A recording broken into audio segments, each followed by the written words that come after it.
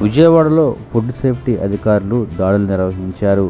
Vijayawada bench circle వద్ద రాజ్ దర్బార్ హోటల్లో food safety అధికారులు ఆకస్మిక తనిఖీలు చేపట్టారు. నిబంధనలకు విరుద్ధంగా హోటల్ నడుపుతున్నట్లు అధికారులు గుర్తించారు. ఫుడ్ సేఫ్టీ పరిణామాలను పట్టించుకోకపోవడంతో ఆహార పదార్థాలను సీజ్ చేసినట్లు అధికారులు వెల్లడించారు.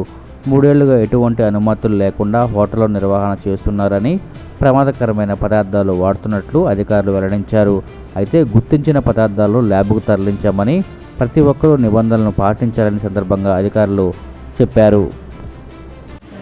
ఈరోజు సో మెనీ కంప్లైంట్స్ వస్తూ ఉన్నాయి. ఫుడ్ బాగాలేదని, లేకపోతే స్విగ్గీ జొమాటోలో తీసుకున్నప్పుడు స్టైల్ ఫుడ్ సప్లై చేస్తున్నారని రాజదర్బార్ మీద చాలా కాలం నుంచి కంప్లైంట్ వస్తుంది. దాని మీద మా ఫుడ్ సేఫ్టీ ఆఫీసర్స్ అందరితో కలిపి మున్సిపల్ అడ్మినిస్ట్రేషన్ వాళ్ళ కూడా కంప్లైంట్స్ వచ్చింది, జాయింట్ రైజ్ పెట్టడం జరిగింది. మేము దీని ప్రకారం కిచెన్ సూట్స్ వారు అంతా ఇన్స్పెక్ట్ చేయడం జరిగింది. కొన్ని వైలేషన్స్ ఉంటే ఐడెంటిఫై చేసాం. తర్వాత ఇప్పటి నుంచో చెబుతున్నాం, విజయవాడ హోటల్స్ అందరికీ కూడా కలర్స్ కానీ మోనోసోడియం గ్లూటమేట్ కానీ వాడొద్దని చెప్తా ఉన్నాం.